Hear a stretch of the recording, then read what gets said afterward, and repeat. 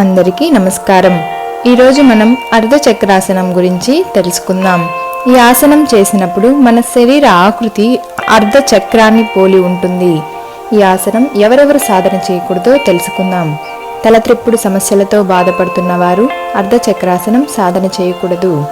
అలాగే పొట్ట మరియు వెన్నెముక మెడకు సంబంధించినటువంటి గాయాలు తగిలిన వారు అర్ధ చక్రాసనం సాధన చేయకూడదు. హై బ్లడ్ ప్రెషర్తో బాధపడుతున్న వాళ్ళు తగిన జాగ్రత్తలు తీసుకొని మాత్రమే సాధన చేయాలి.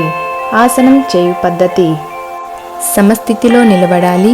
నెమ్మదిగా కాళ్ళ మధ్యలో అడుగు దూరం తీసుకోవాలి.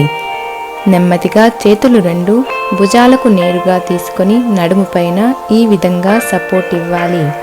నెమ్మదిగా శ్వాస తీసుకుంటూ మీరు ఎంతవరకు అయితే వంగగలరో వెన్నెముకను అంతవరకు మాత్రమే వెనుకకు వంచాలి. మెడకండరాలను సాగేంత వరకు తీసుకోవాలి. ఈ స్థితిలో 5 నుంచి 10 శ్వాసల వరకు ఉండవచ్చును. అర్ధచక్రాసనం మీ వెన్నెముకను అనువుగా వంగేటట్లు చేస్తుంది. వెన్నెముక నరాలను దృఢం చేస్తుంది. ఈ ఆసనం శ్వాసించే సామర్థ్యాన్ని మెరుగుపరుస్తుంది. మెడ వెన్నెముక కండరాల వలన కలిగే బాధను తగ్గిస్తుంది. ఆసనం చేయడం పూర్తయిన తరువాత నెమ్మదిగా శ్వాస తీసుకుంటూ వెన్నెముకను పైకి తీసుకుని రావాలి. చేతులు రెండు క్రిందికి దించాలి. సమస్థితిలో నిలబడాలి. వెనుకకు వంగే అర్ధచక్రాసనం సాధన చేసిన తర్వాత ముందుకు వంగే ఆసనం కూడా చేయాలి. ఇప్పుడు మనం పాదాంగుష్టాసన ఏ విధంగా సాధన చేయాలో తెలుసుకుందాం.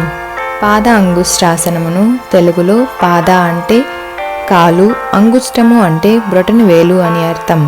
ఈ భంగిమలో ముందుకు వంగి కాలి బొటని వేలును పట్టుకుంటాము. ముందుగా దీనిని ఎవరెవరు సాధన చేయకూడదో తెలుసుకుందాం. గుండె జబ్బు, వెన్నెముకకు సంబంధించినటువంటి సమస్యలతో బాధపడుతున్న వారు, తలత్రిప్పుడు, అల్సర్, హెర్నియా సమస్యలతో బాధపడుతున్న వారు ఈ ఆసనం సాధన చేయకూడదు. ఆసనం చేయు పద్ధతి: కాళ్ళ మధ్యలో అడుగు దూరం తీసుకోవాలి. చేతులు రెండు శ్వాస తీసుకుంటూ తల పైగా ఎత్తిపెడుతూ వెన్నెముకను సాగతీయాలి. నెమ్మదిగా శ్వాస వదులుతూ వెన్నెముకను సాగతీస్తూ ముందుకు వంగాలి. బొటని వేలును పట్టుకోవాలి. నెమ్మదిగా శ్వాస తీసుకుంటూ వెన్నెముకను ముందుకు సాగతీయాలి. శ్వాస వదులుతూ తలను మోకాలికి ఆనించడానికి ప్రయత్నం చేయాలి. ఈ స్థితిలో 5 నుంచి 10 శ్వాసల వరకు ఉండవచ్చును. ఈ ఆసనం క్రమం తప్పకుండా సాధన చేయడం ద్వారా జీర్ణ ప్రక్రియను మెరుగుపరుస్తుంది. మలబద్ధకం నుండి ఉపశమనాన్ని ఇస్తుంది. వెన్నెముకను అనువుగా వంగేటట్లు చేస్తుంది. స్త్రీలకు ఋతుక్రమ సమయంలో వచ్చేటటువంటి సమస్యల నుండి ఉపశమనాన్ని ఇస్తుంది.